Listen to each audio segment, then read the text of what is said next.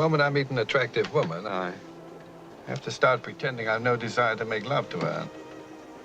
What makes you think you have to conceal it? She might find the idea objectionable. Then again, she might not.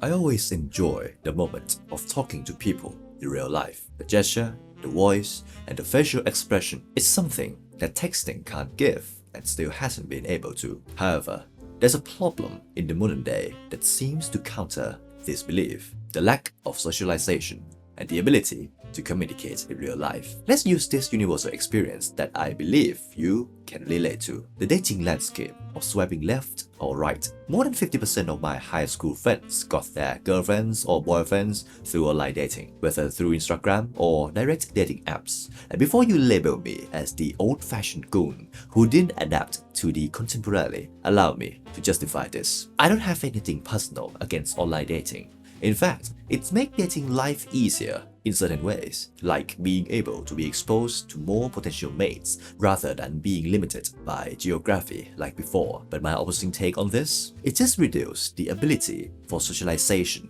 and genuine connection between humans in real life. Think of it like this: our great-grandparents used to embrace the discomfort of walking towards each other in real life, having eye-to-eye conversations and connecting in the most authentic way possible. Versus modern times, when people feel lonely, all they need to do is open an app and let the power of swiping or replying the stories play the part. Of course, texting is a skill in itself, but it's incomparable to real-life interaction. And because dating is just one dimension of this, the ability to communicate a message in a way that serves our purpose while delivering it with confidence is so beneficial to life as a man or woman. As you think of an icon, whether a real-life individual like Cary Grant or a fictional one like Ian Fleming's James Bond 007, hold a virtue of classical charisma that gives them a leap of advantage in life, one that elevates their life experience in various dimensions. And that, gentlemen, is what we're going to explore in this video. So, let's set the scene, shall we? By finding out why modern society has lost touch with each other in the first place.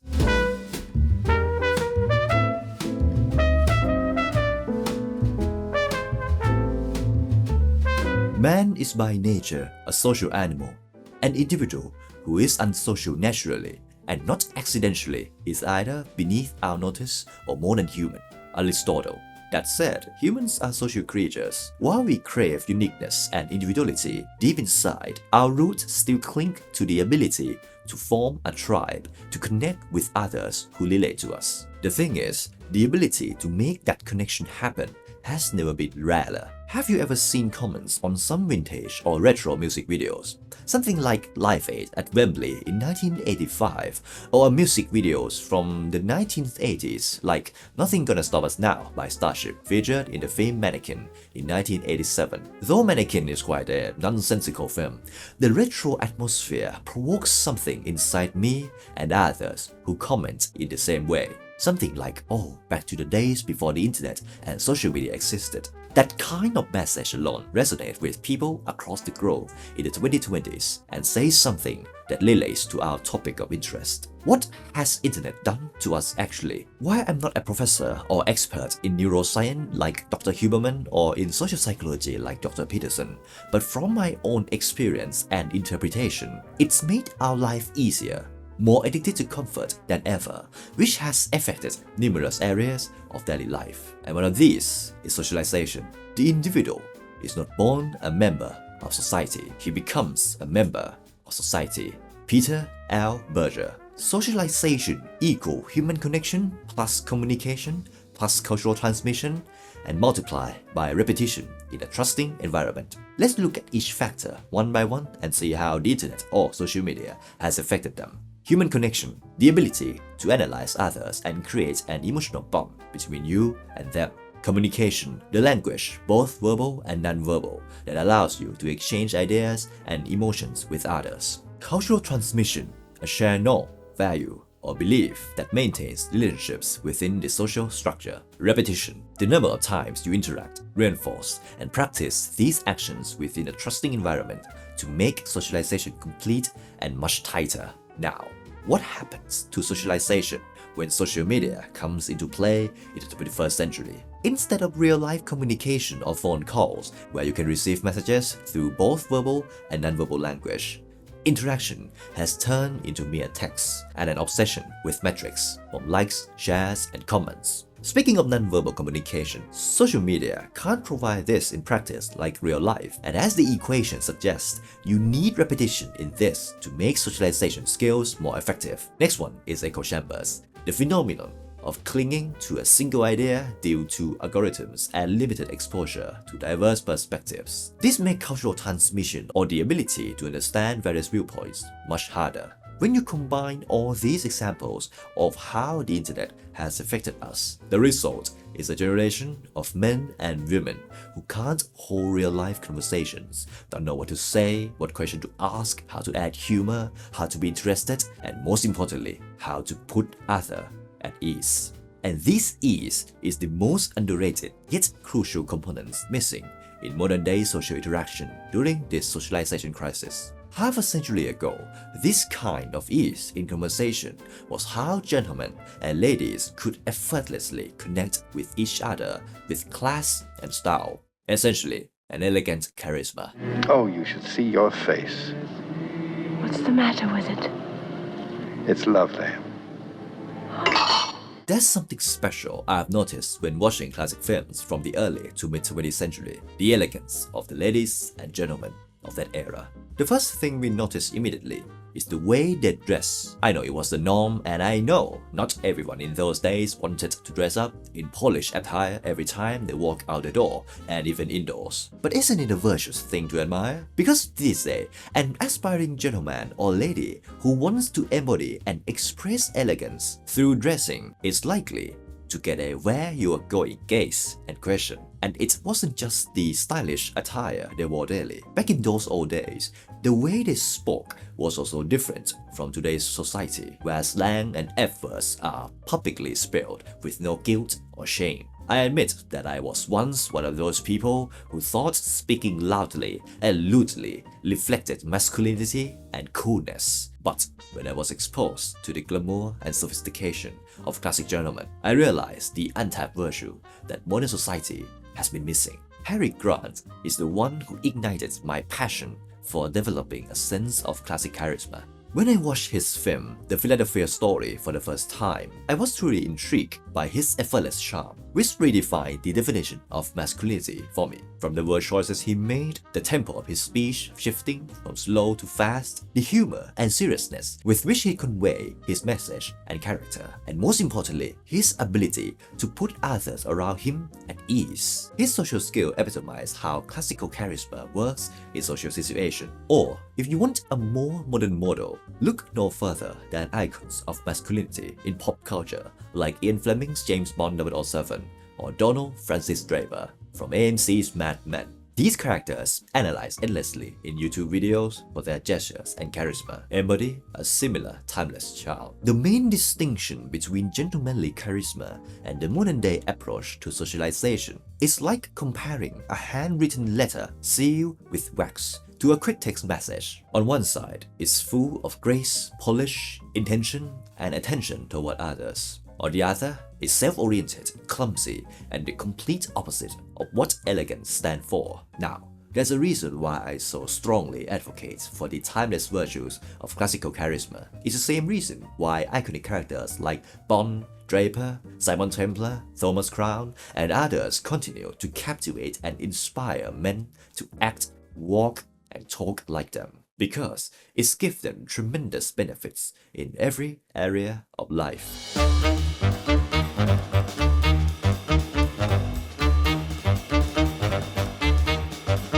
Gentlemen, allow me to set the tone by asking you this. How would your life change if you could command respect from other men, gain attention from women, all without showing any sign of neediness and actually feel a sense of self-assurance? That's the power of elegance, presented through a polished image and classical charisma. So, from now on, let me review all the greatness and benefits of achieving such a virtue in the 21st century, something that I've experienced firsthand. First, the daily interaction with your current social cycle. I remember the days when I was an insecure gym guy who only worked on his body but hadn't worked on his internal character or the way he presented himself. The way I used to speak was fast, loud, and full of F words all the time, which, let's be honest, isn't an ideal for a gentleman, even when speaking with people we know personally. But the more I watch and absorb the gesture and speech practice of Connolly or Grant, though I still far from reaching that level, the results were undeniable. By talking less,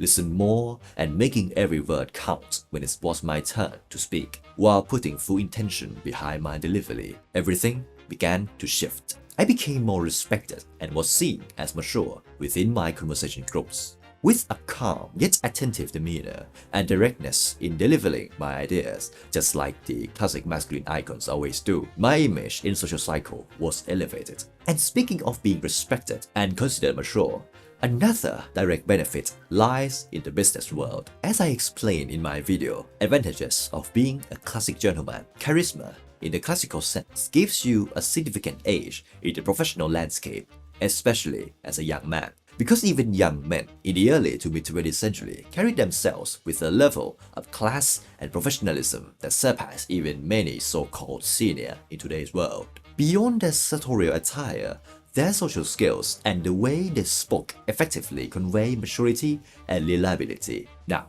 imagine if you could embody that in the 21st century, where the masses relied on weird slang, casual language, and a general lack of mannerism in the professional settings. If someone asked me for the single most compelling reason to embrace and achieve the classic charisma of a bygone era, it's this: the leverage it gives you in the professional world. You'll be taken seriously even by senior entrepreneurs or high-level professionals. You have the opportunity to pitch your ideas without being dismissed or downplayed like most other men. This is a tremendous advantage in life, and if an elevated presence in your social cycle or leverage of status in the professional world isn't enough, perhaps the dating aspect will convince you of this idea, which I do believe is one of the crucial reasons why classic masculine icons are so idolized by many aspiring modern men globally, including myself. I don't know if you can relate to this, but my biggest pain point before I embraced the pathway of being a gentleman was the lack of attention from women. I couldn't captivate their interests and didn't even dare to walk in and start a conversation with them. And even when I had a chance, guess what? I still messed it up. In those conversations, it was all about me, and me.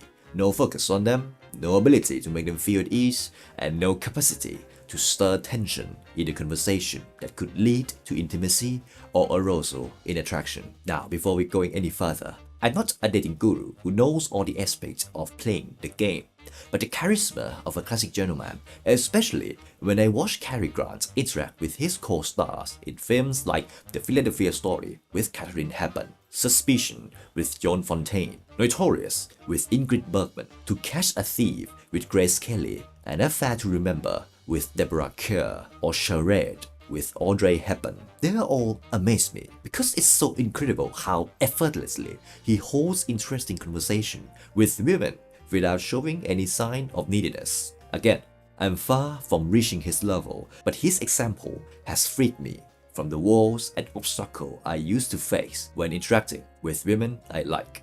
Instead of overthinking everything, I learned to let the nature take the lead, finding a great topic of mutual interest and using it as a bridge to build a connection. So basically, the classic charisma has set me free from something that haunted me since my younger years: a lack of etiquette self-image to interact with beautiful women. While I may not yet command attention or turn the heads of every woman I like, I have convinced myself that it doesn't matter anymore, because in the end, for the right one, I'll find a way to connect with her even if we haven't met before. So, from daily social interactions to professional settings to dating, the classic charisma of a gentleman can elevate them all and change a life. It will transform your life experience as a whole, bringing back the glamour and elegance you've seen in classic films into the modern day and night of texting, shallow conversation, and a lack of human connection.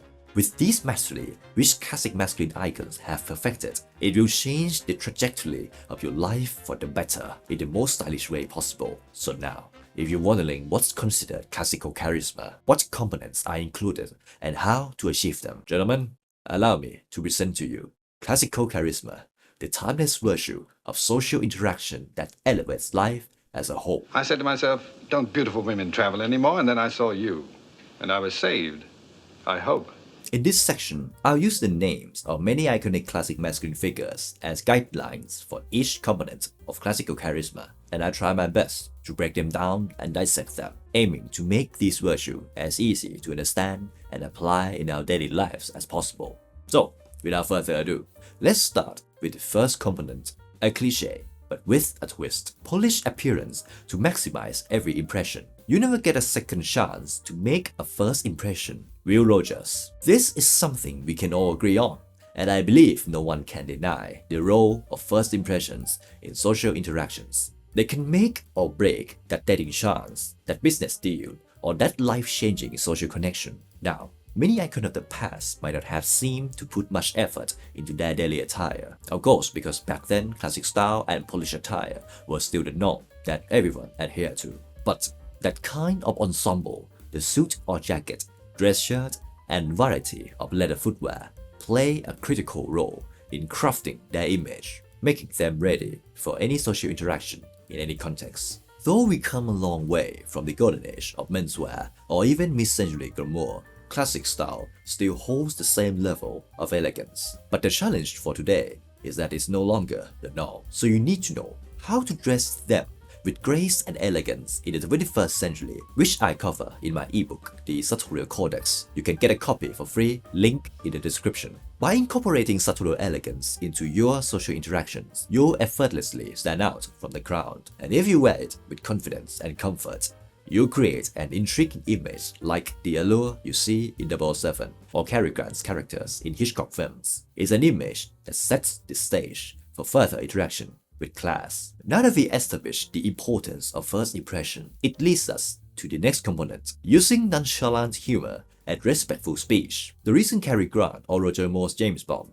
is so charming and uncannily successful in captivating both men and women is the sense of humor. Because humans are wired for emotion, especially the positive kind like happiness, and people who can provoke or deliver it with class and a respectful tone are true outliers. In this case, humor is one of the key components of classical charisma. It doesn't have to be a grand, bold act gesture. It just needs to be delivered in the right place, right time, and the right mood. Take this legendary scene in cinematic history, the sexual tension between Cary Grant and Eva Mary Saint's characters in North by Northwest. Funny how I have that effect on people. It's something about my face. It's a nice face.